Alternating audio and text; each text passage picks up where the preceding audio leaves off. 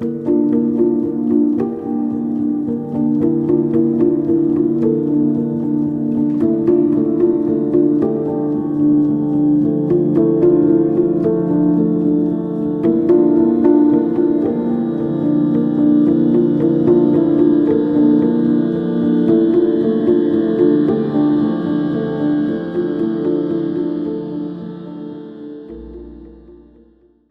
how's everybody doing tonight? It's a pretty good response. Pretty good stuff. Well, tonight, got a little bit of echo. Tonight we are going to be starting a brand new series of sermons.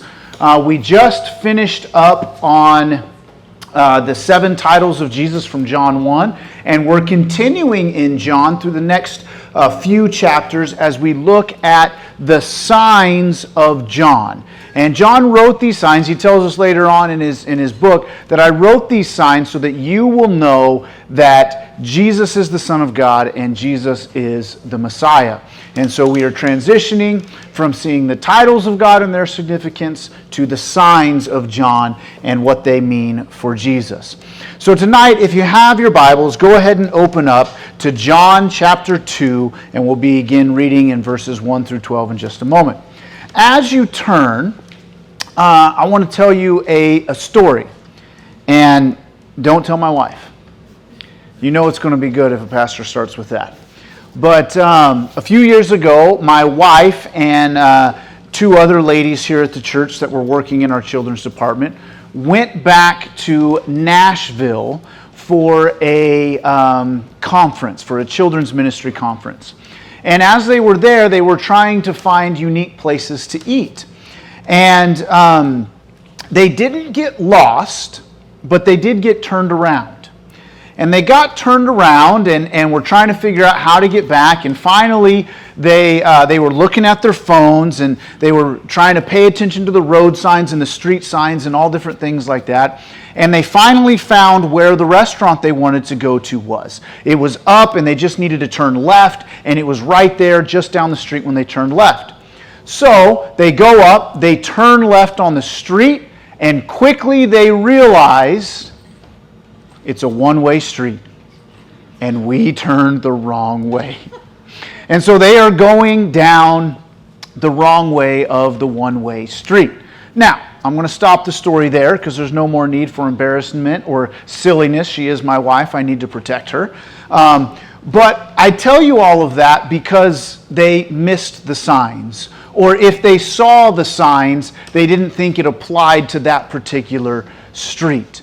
And oftentimes when we are looking at signs, we see the sign, whether it's a bridge out sign or a one-way sign or whatever it may be in the road, we see that sign and it reminds us or it points to something, but what it points to has greater meaning than the sign itself.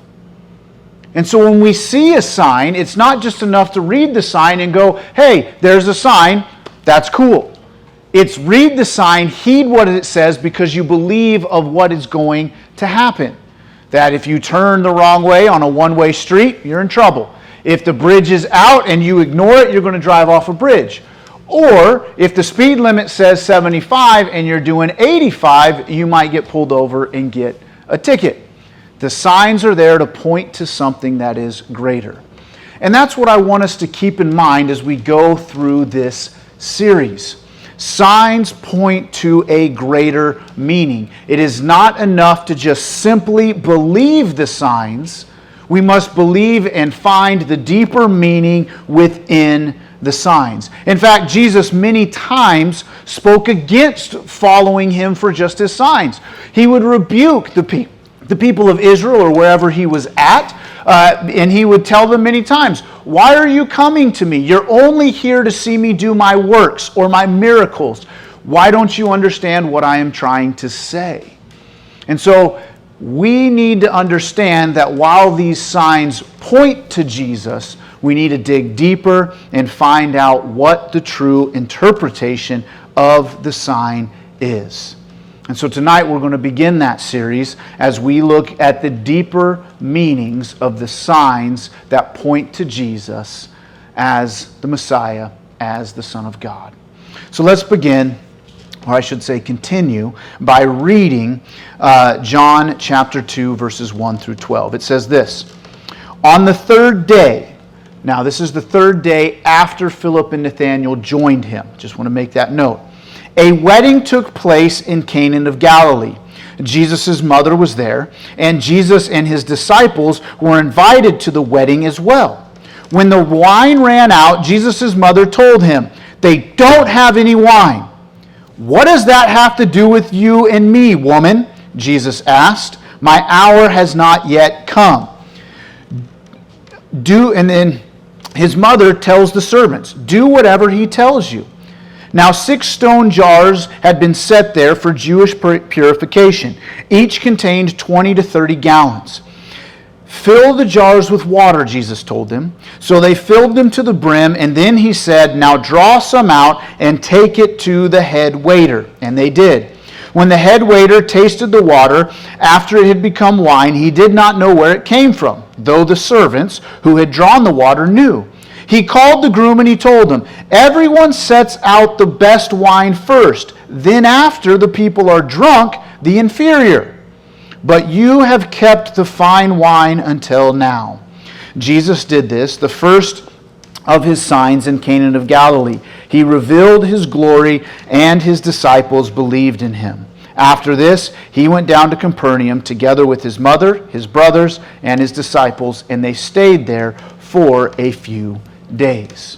There's going to be a couple of things we're going to take out of this picture, or out of this story. But the first one that I want to bring to your attention is that Jesus is just like everyone else.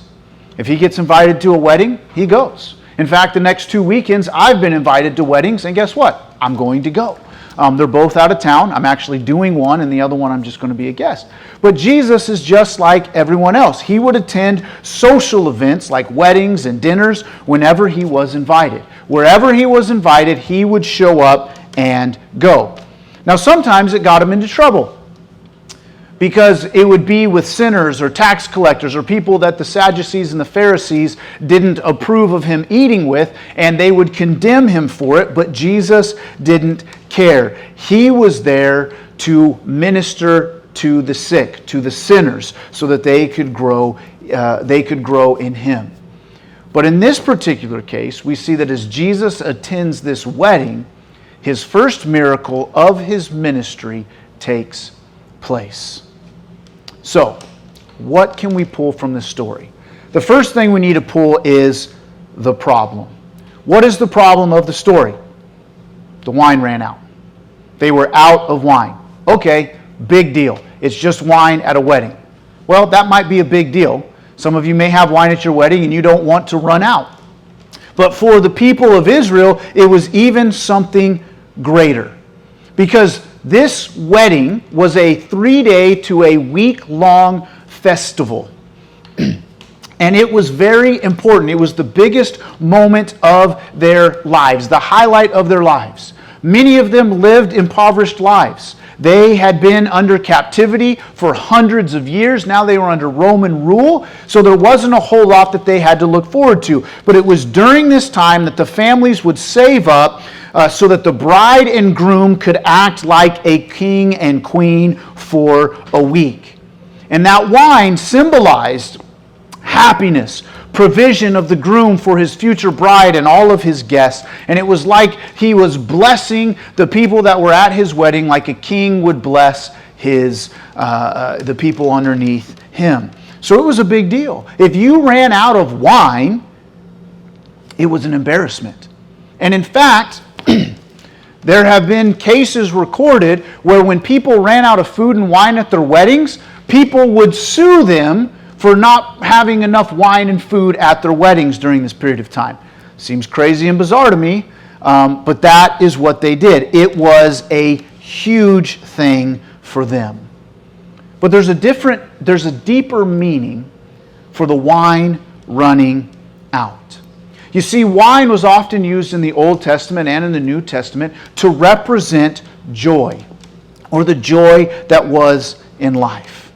And so what this deeper meaning is that we can look at is that sometimes the joy runs out in our lives. no matter who you are, at what stage of your life you've been in, no matter what wines you have tasted or what joys of life you have experienced or are experiencing, the joy of life can run out. And the sad thing is that oftentimes it's at the very best of times, like a wedding here. It was the best week of the year for these people until the wine ran out. It can be a time of exhilaration or excitement, but life begins to wear out. The things you were doing that brought you joy have dulled your senses. You know, we can see that in our culture today. I don't know, I'm a business major, so I've studied a lot of different businesses and very successful people. And one thing that I've noticed, there's a common denominator in these super successful people. Most of them have had multiple companies, multiple endeavors, multiple ways that they made all of their money. Why? Because for them, the joy of life is not being successful at the same thing over and over again. It's the thrill of the journey to becoming successful. And so they have to start back over and find that joy again. Because wine or the joy of life soon lose their sparkle. The more and more we participate in things that bring us joy, sometimes the duller or the less sparkly they get to us. Here's a couple of examples. My family is huge Disney fans. All right? I know there's some controversy with that. I don't care. We're huge Disney fans. My wife and I have been together for 19 years, married for 17 in 16 days. And for many of the years that we have been married, we have had season passes to Disneyland. I have been to Disneyland over 100 times, probably close to 200 times, and that's not an exaggeration. I have been there a lot. We've been to Disney World twice. We love going to Disney, taking our kids and having fun. Well, I can tell you this. There are certain rides at Disney that used to bring me joy that no longer bring me joy. Not Peter Pan. Peter Pan will always bring me happiness. It's the greatest ride in the park. For those of you who are like, man, this guy's crazy. You're right. It's the greatest ride, though. Trust me, it's the best. Peter Pan will always bring me joy. But as I go there, the more and more times I go there, the less and less fun it gets. In fact, the best and most fun I've ever had was when my youngest son, Henry, was able to go on Space Mountain one time. We went on Space Mountain, and I thought, man, he is going to hate this. Space Mountain is my second favorite ride, shortly behind Peter Pan. And we get on this ride, and I'm going, man, he's going to hate this. He doesn't like roller. It was his first big roller coaster. It's in the dark. He's going to hate it. He had this little lightsaber keychain that he lit up the whole time. And I was like, man, this is crazy. And I should have put a video up here, but I didn't think about this until 20 seconds ago, so too late now. And so, like, Space Mountain for me, it's just nostalgic now. I can just ride it and have fun.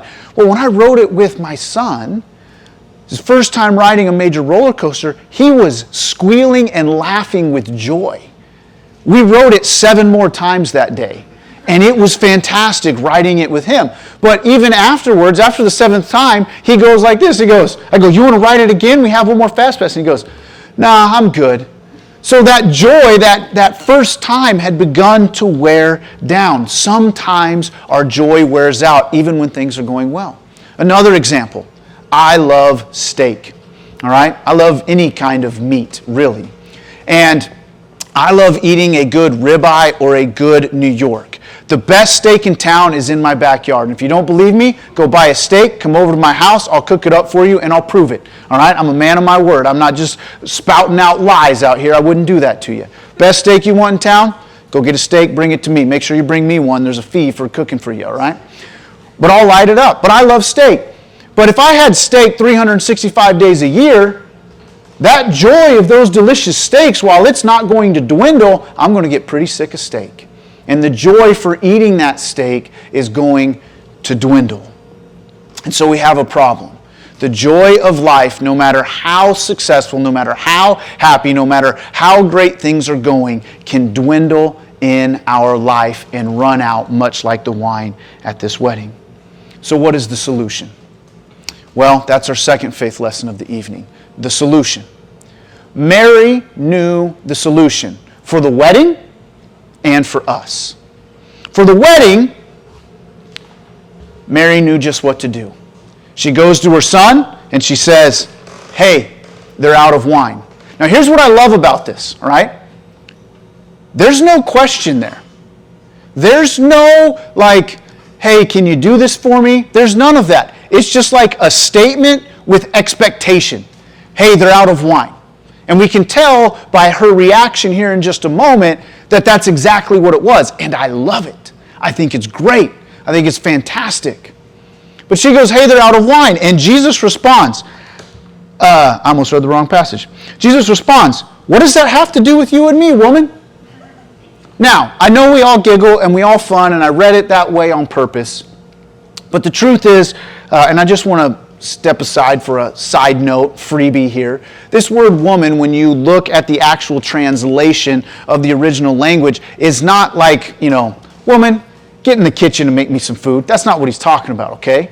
What is that term in the original language is more of an endearing term. Like he would be saying, my dear woman or my dear lady, what does this have to do with me? So it's not as snarky as it sounds. He is being very generous and very courteous, whatever that word is, you know what I'm trying to say. Thank you. I'm not even going to try to say it because I've already said it wrong, and so then it's going to keep coming out wrong over and over and over again. So we're just going to move on. All right? So, he asks, what does it have to do with me? My hour has not yet come. And we're going to see this hour pop back up over and over again as Jesus talks about this hour of the time where he will be raised up and be sacrificed for us. And that'll be a common theme. But he looks at his mother. He replies to her statement, hey, what does this have to do with us? How does she respond? Does she say anything to him? Does she look at him? Does she bat her eyes? Now, if you've watched The Chosen, I think they do a great job with this. And again, they have to fill in the blanks in some places, but they did a really good job, and I think it's a really good illustration. I don't agree with it, but I think it's sweet. It tugs at your heartstrings. In The Chosen, Jesus replies to her, my hour is not yet come, and she looks back at Jesus, and lovingly and compassionately she says, if not now, then when? Now, we don't know if his mother ever said it. It's sweet. It pulls at his heartstrings, but I like the way that it's written here. Jesus, the wine ran out. What does that have to do with me, my dear sweet mother? My hour has not yet come. Hey, whatever he tells you, go do it. And then she just walks off. She just leaves. There was an expectation there. And she knew that he would follow through for her. For whatever reason, for whatever it was, she knew.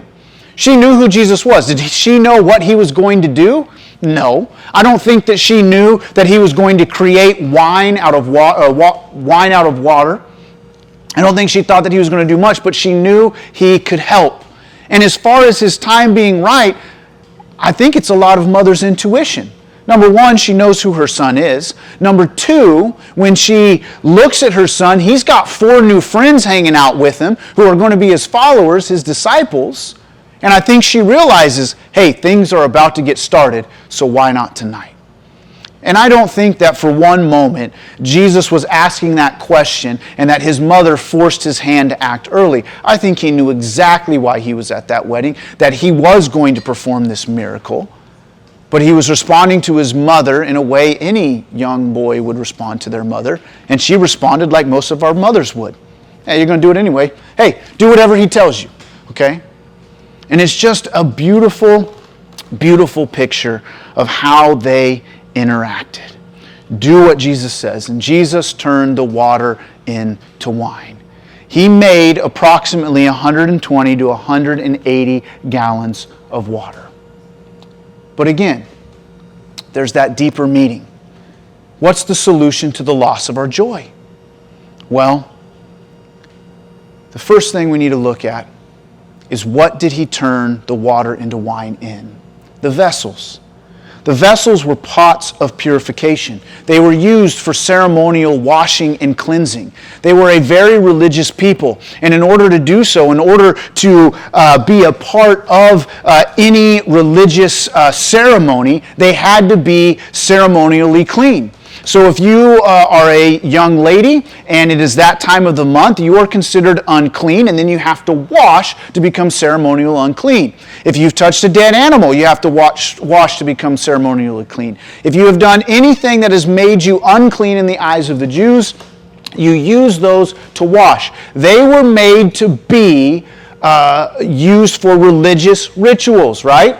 They weren't made to put wine in.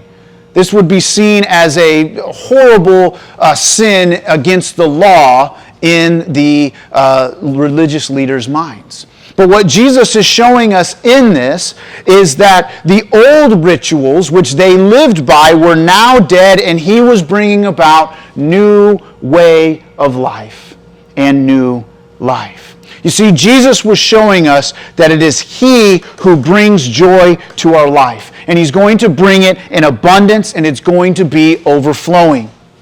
That water in those vessels is like our lives, void of any joy and happiness as we try to walk this world on our own.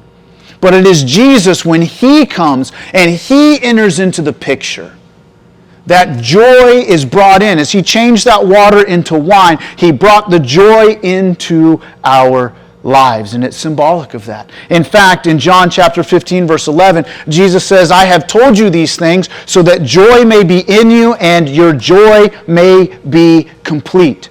Jesus doesn't take away the natural joys of life. He lifts them up.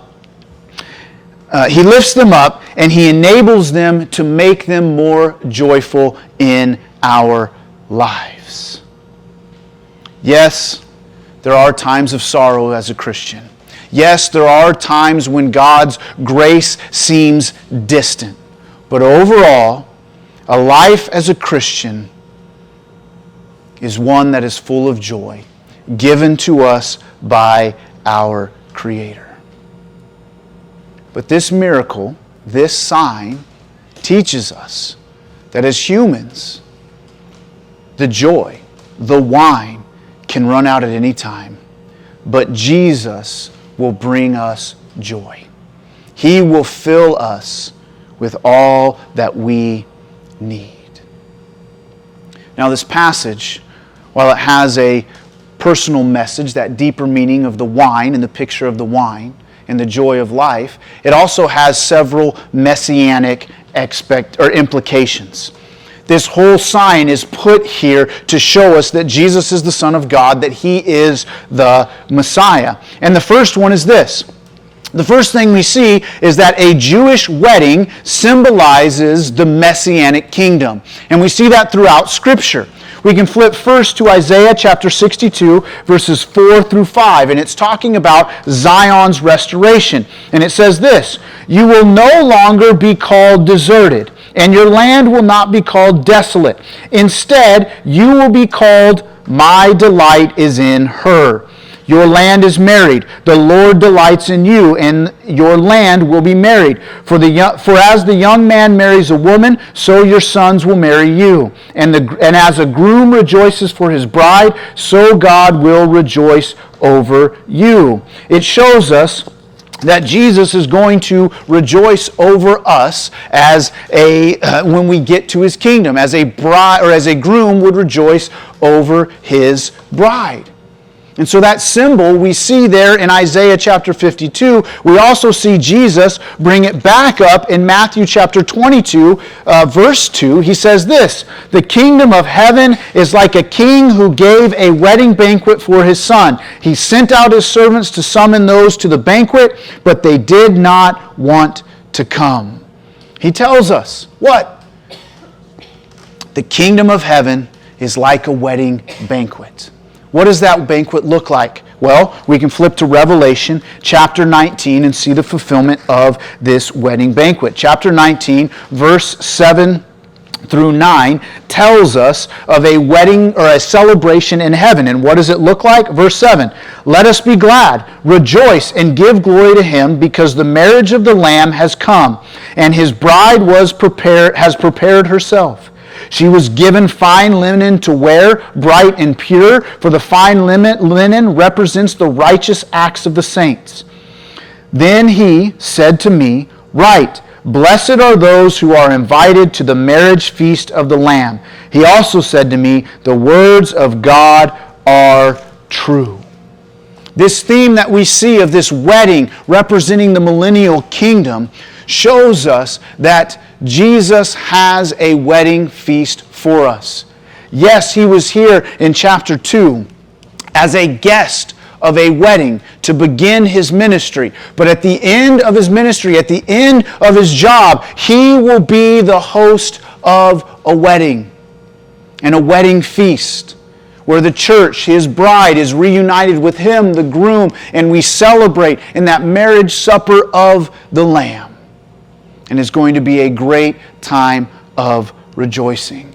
And it told us in Matthew chapter 22, verse 3, that he sent out the invitations, but not everybody will come. So I guess the question of the night is this. You've been invited. Have you responded to your invitation? The next messianic implication that we have is this. When the Messiah comes, there will be an abundance of wine. In the Old Testament, whenever the Messiah is taught, not every time, but in the majority of the time that the Messiah is talked about, we see this theme of an abundance of wine. And I've highlighted a few of these. The first is in Genesis chapter 49, where Israel or Jacob is blessing his sons, and he gets to his third son, Judah. And he's blessing him. Now, Judah is the kingly tribe. The Lion of Judah is said to be the Messiah. And it tells us this, what verse did I start it in? Genesis 11. Okay, I'm going to back up a little bit. I'm going to start in verse 8. It says, Judah, your brothers will praise you. Your hands will be on the necks of your enemy. Your father's sons will bow down to you. Judah is a lion. My son, you will return from the kill. He crouches, he lies down like a lion or a lioness. Who dares to rouse him? The scepter will not depart from Judah, or the staff from between his feet, until he who is right is come. And the obedience of the people belong to him. He ties the donkey to a vine, and the colt of his donkey to the choice vine. He washes his clothes in wine, and his robes in the blood of grapes. His eyes are darker than wine, and his teeth are whiter than milk. The first time, not the first time, but in this instance where we see the promise of a Messiah coming,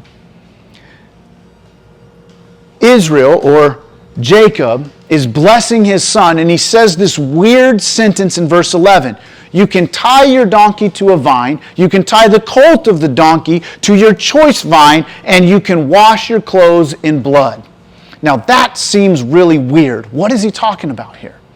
Well, what he's talking about is an abundance of wine. An abundance, we all know that wine comes from grapes or comes from a vineyard. And there is going to be so much wine, so much grapes, so much flowing that you can tie your donkey to the vine. Now what does that mean? If you tied an animal to a grapevine and it has the most beautiful, juiciest, plump grapes there, what's that animal going to do? It's going to eat them. It's going to nibble on those grapes. But what he's saying is, there's going to be such an abundance of wine and grapes and all of these things that it doesn't matter. You could tie your donkey to the vine, you could tie his colt to the choice vine, and it's not going to matter because you got more than what we can deal with. There's going to be an abundance of wine. We continue this theme in the book of Joel. Joel chapter 3, verse 18 says this. In that day, the mountains will drip with sweet wine, and the hills will flow with milk. All the streams of Judah will flow with water, and a spring will issue from the Lord's house, watering the valley of the acacias. What is he saying? When the Messiah comes, the mountains will be dripping with wine. Now, whether that means actual wine running down the mountains or that there will just be such a plethora of vineyards running up and down the mountains. Most vineyards, if you don't know, wine country is hilly country. They go up and down. So it may just mean that there's vineyards all over. But the point is, when he comes, there will be an abundance of wine. Amos picks up this same theme in chapter 9, verse 19. Look, the days are coming. This is the Lord's declaration. When the plowman will overtake the reaper, And when the one who treads on the grapes and the sower of seeds, the mountains will drip with sweet wine, and the hills will flow with it. Again, we see this theme. The hills will drip with sweet wine. Whenever the Messiah comes, whenever the Son of God arrives, there will be an abundance of wine. So, what does that tell us? What's the first miracle that Jesus performs? He makes 120 to 180 gallons of wine. Is that a coincidence? I don't think so. I think it was intentional. I think it was on purpose. It was a symbol of what was coming. The next messianic application is this. We see that Jesus is the creator. We see that He can create something from the water. Any man can create wine. You just need a vineyard, some grapes, some foot-stomping music, and then some time. And you can make wine. But it takes years and years and years to get great tasting and good wine. But Jesus did it in an instant. He was able to create out of that water, out of seemingly nothing, what the head waiter or the banquet master called the best wine. It's a pretty big deal. But it shows us that He was the creator. Now, I want to close and conclude with a few pieces of application. And this first one may be a little bit controversial, and I wasn't going to include it, but every commentator that I read made a comment about this. And so after the fifth commentator that I looked through making a comment, I decided, you know what, I am going to include that. And that is this. This passage is not an excuse to go out and drink. It's not that. There's much more to this. But many people will point to this passage and say, Jesus has turned water into wine. Jesus drank wine, so I can go out and drink wine. Now, Scripture never says don't drink alcohol. It does say beware of drunkenness. And I'm here to tell you, I've watched it all my life. There is a very fine line between drinking an alcoholic beverage and getting drunk. And it's hard to tell the difference. So you want to be very careful and cautious. And in my opinion, avoid it at all. It's only going to lead to bad things.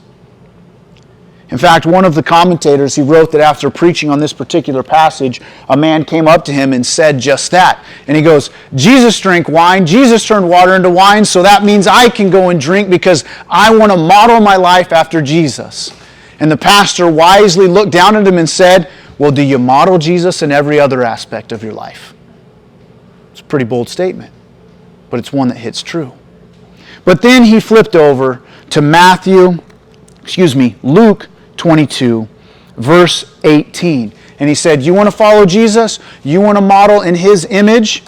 Let me tell you what Jesus says. This is at the Lord's Supper. He is breaking the bread. He has just handed out the wine. And He says this, take this and share it among yourselves. For I tell you, from now on, I will not drink of the fruit of the vine until the kingdom of God comes. So if you want to follow Jesus, you want to model Jesus, He stopped drinking. Now when is He going to drink? That marriage supper of the Lamb. So just wait. Just hang in there. Just wait until we get to the end and then we can drink all the wine.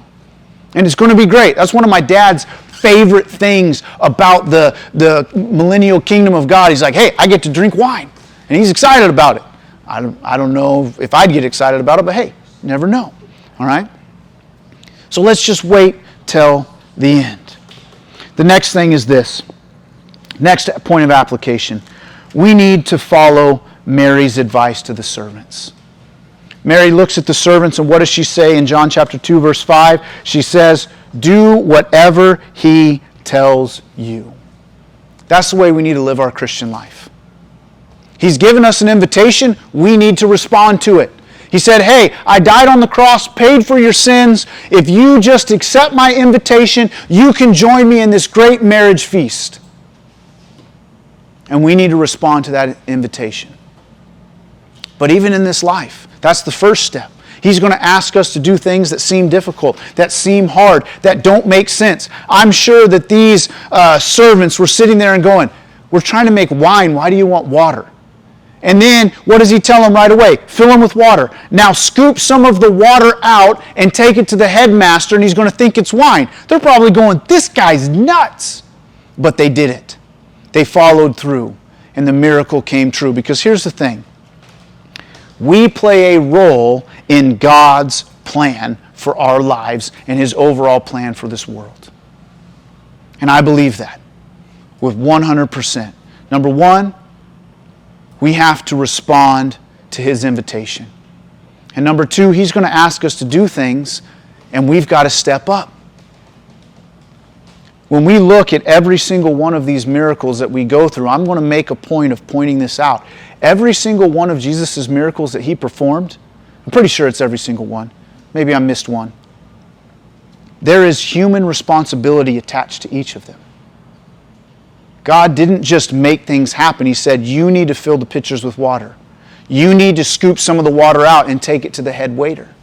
And we'll look at each of these instances where the person who the miracle was being performed for had to act in faith. Jesus' mother acted in faith. They're out of wine. And then she walks off and leaves because she knew that her son could do it.